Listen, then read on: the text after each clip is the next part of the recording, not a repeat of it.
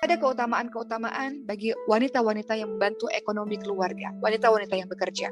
Pertama, wanita-wanita yang berkarir di dalam Islam, dia mendapatkan 2 pahala. Kita lihat dulu, pahala apa sih? Ternyata pahala silaturahim dan pahala sedekah. Ternyata perempuan ini ketika memberikan harta dari hasil kerja kerasnya untuk keluarganya, dia mendapatkan pahala silaturahim, karena dengan dia memberikan, maka terciptalah keharmonisan antar keluarga itu. Kemudian yang kedua, dia tergolong orang yang bersedekah. Karena kalau kita punya uang sendiri, 100%, uangnya perempuan adalah miliknya sendiri. Adapun ketika dia memberikan kepada anaknya, pada suaminya, namanya sedekah. Berbeda dengan laki-laki. Laki-laki ketika bekerja, memang ada haknya istri dan anak-anak untuk diberikan. Jadi sebagian harta suami, bukan semuanya, sebagian harta suami adalah hak dari istri dan anak-anaknya. Jadi harus diberikan. Tapi berbeda dengan perempuan. Ketika perempuan bekerja, 100% gajinya milik dia pribadi. Dia mau ngasih, alhamdulillah, dia nggak kasih, haknya dia boleh.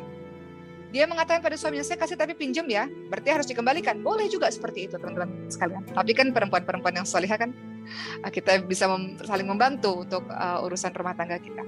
Kembali lagi, apa sih keutamaan bagi wanita-wanita yang bekerja ini, teman-teman sekalian? Yang pertama, tadi dia mendapatkan pahala sedekah dan pahala silaturahim. Ini terjadi kepada istrinya Ibnu Mas'ud radhiyallahu anhu. Ibnu Mas'ud radhiyallahu anhu itu sahabat Nabi yang bagus sekali bacaan Qur'annya. Tapi Allah anugerahi hartanya tidak banyak, alias miskin. Kemudian punya istri namanya Zainab yang berharta. Pada akhirnya Zainab menyedekahkan hartanya untuk suami dan anak-anaknya. Maka apa kata Rasulullah SAW mengenai perilaku dari Zainab? Maka Zainab mengatakan, Rasulullah mengatakan, wahai Zainab, engkau memperoleh 2 pahala, yaitu pahala kekerabatan, pahala menyambung tali silaturahim, pahala supaya antar keluarga rukun, baik, hubungannya harmonis, dan yang kedua adalah engkau mendapatkan pahala sedekah. Hadis ini dijelaskan dalam hadis riwayat Bukhari Muslim. Ya, jadi ketika teman-teman memiliki harta dan teman-teman mau berbagi, padahal teman-teman bisa loh nggak berbagi, hak teman-teman loh. Tapi teman-teman mau berbagi, suami kamu misalnya suami untuk urusan dapur, saya bayar sekolah anak-anak ya, misal kita bagi-bagi tugas seperti itu. Kau sedang bersedekah, teman-teman sekalian. Jadi kita bersedekah yang paling utama adalah kita lihat di sekitar kita, di sekeliling kita yang terdekat. Ketika dia kurang, fakir, miskin, itulah yang kita bantu. Ketika suami kita kurang, orang tua kita kurang, bibi, paman kita kurang, itulah yang kita bantu terlebih dahulu. Kalau memang mereka adalah orang yang fakir, miskin sekali. Seperti itu, teman-teman sekalian. Kemudian yang kedua, keutamaan dari wanita bekerja atau orang-orang yang bekerja, sesungguhnya dia sedang berada dalam perjuangan fi sabilillah. Dia sedang berjuang di jalan Allah Subhanahu wa taala. Engkau sedang berjihad di jalan Allah Subhanahu wa taala. Jadi jangan bayangkan jihad itu di medan perang, enggak, teman-teman sekalian. Teman-teman bersungguh-sungguh menuju kepada Allah Subhanahu wa taala, berada di jalan Allah, engkau sedang berjuang di jalan Allah, jihad fi sabilillah. Suatu ketika Rasulullah SAW sedang berjalan-jalan dengan para sahabat-sahabatnya. Kemudian Rasulullah melihat dan para sahabat melihat ada seorang anak muda yang sedang membelah kayu bakar. Maka sahabat berkata, aduh sayang sekali ya, tenaganya hanya digunakan untuk membelah kayu bakar, padahal dia bisa loh tenaga ini digunakan untuk terjun ke medan perang. Apa kata Rasulullah SAW? Janganlah kalian berkata demikian. Sesungguhnya bila dia bekerja untuk menghindarkan diri dari meminta-minta, dari mengemis, dari menghindari belas kasihan orang, berarti dia sedang berada dalam fisabilillah, dia sedang berada di jalan Allah. Kalau dia bekerja untuk mencari penghasilan untuk mencukupi kedua orang tuanya atau mencukupi keluarganya, dia sedang jihad fisabilillah, dia sedang berjuang di jalan Allah Subhanahu wa taala. Tapi kalau dia bekerja hanya untuk bermegah-megahan, memperkaya dirinya sendiri, show off, pamer dan sebagainya, maka dia sedang berada di dalam jalan syaitan. Jadi di sini kita bisa lihat teman-teman sekalian bahwa Islam mengajarkan kita kenapa enggak kita punya penghasilan sendiri, jadi orang kaya raya. Bukankah tangan di atas lebih baik daripada tangan di bawah?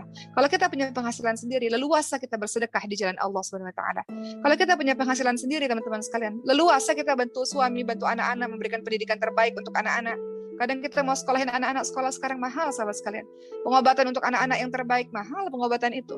Maka kalau kita punya penghasilan sendiri, maka kita bisa leluasa bergerak, termasuk juga bersedekah, menolong agama Allah Subhanahu wa taala. Lihat Siti Khadijah radhiyallahu anha, bagaimana beliau memiliki harta dari berdagangnya yang luar biasa, sampai kemudian beliau bisa membantu dakwah.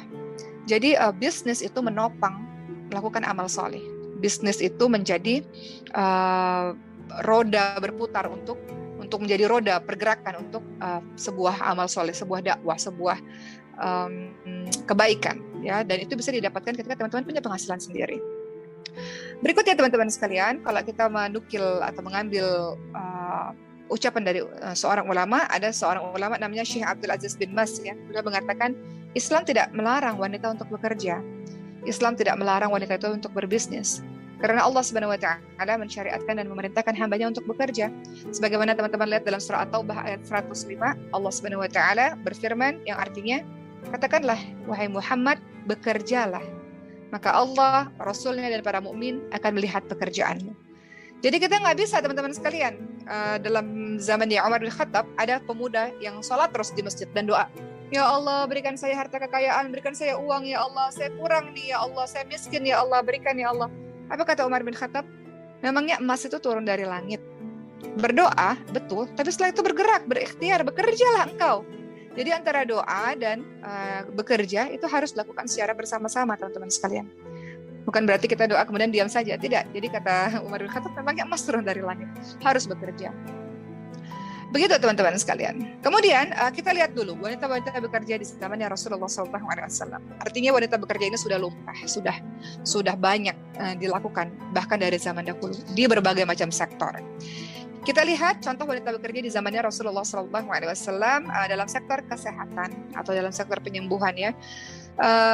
Disebabkan pada saat itu ketika umat Islam berhijrah ke Madinah, dari Mekah ke Madinah, pindah dari Mekah ke Madinah, itu kan ada beberapa peperangan demi peperangan, ya, untuk mempertahankan marwah kehormatan umat Islam pada saat itu. Maka perempuan-perempuan ini berperan sebagai perawat-perawat bagi para prajurit-prajurit yang terluka karena peperangan. Maka kita lihat bahwa perempuan sudah berkiprah dalam dunia sektor kesehatan. Kalau kita lihat dalam kehidupan yang sekarang, ya, mereka yang bekerja di rumah sakit misalnya, tenaga-tenaga medis misalnya. Kita lihat dalam hadis riwayat Muslim, ada seorang wanita namanya Ummu Atiyah radhiyallahu anha, beliau berkata, aku ikut peperangan bersama Nabi 7 kali. Aku berada di belakang rombongan pasukan dan tugasku adalah membuat makanan dan mengobati mereka yang terluka, merawat mereka yang sakit. Jadi pekerjaan sudah ada bagi perempuan yang mereka bekerja aktif, tidak hanya di rumah saja, mereka bekerja di sektor kesehatan. Kemudian yang kedua, ada juga wanita-wanita yang bekerja dalam sektor perkebunan atau pertanian. Di masa Rasulullah SAW hidup di kota Madinah, pekerjaan utamanya selain pertanian adalah perdagangan. Jadi dagang iya, bertani juga iya. Dan pada saat itu perempuan-perempuan juga ikut terlibat dalam bidang pertanian, teman-teman sekalian. Jadi mereka memetik buah, merawat ladang, dan membantu di kebun-kebun bagi para suaminya. Ya, hal ini terlihat dalam hadis riwayat Muslim dan Abu Daud, bagaimana perempuan-perempuan ini bekerja, dan kemudian Rasulullah menasihati para perempuan-perempuan ini dengan mengatakan, semangatlah kalian bekerja, semangatlah kalian dalam memetik kurma. Sungguh semoga setelah memetiknya engkau bisa menyedekahkannya atau berbuat baik dengan kekayaan kurma itu. Jadi Rasul meminta perempuan-perempuan, yuk kerja, dengan bekerja semoga engkau bisa berbuat baik dengan cara menyedekahkannya. Jadi kita ini bekerja salah satunya adalah supaya kita bisa sedekah lebih banyak. Pernah nggak teman-teman punya perasaan seperti ini? Pengen banget sedekah. Aku pengen banget nih jadi orang kaya supaya bisa sedekah lebih banyak. Nah itu tuh yang diperbolehkan tuh. Kita pengen bekerja supaya kita bisa bermanfaat lebih luas lagi. Dapat uang, kita bisa manfaatnya lebih luas lagi. Ketiga, wanita yang bekerja di zaman Rasulullah SAW ada juga di bidang kerajinan tangan atau produksi.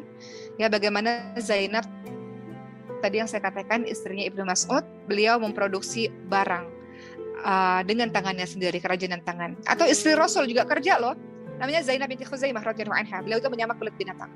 Kerjanya untuk apa? Kerjanya untuk menyedekahkan kepada orang lain. Jadi Zainab binti Khuzaimah radhiyallahu anha itu punya gelar Ummul Masakin, ibunya orang-orang miskin. Dengan pekerjaan yang beliau lakukan dengan tangannya sendiri, beliau punya uangnya beliau bantu orang banyak.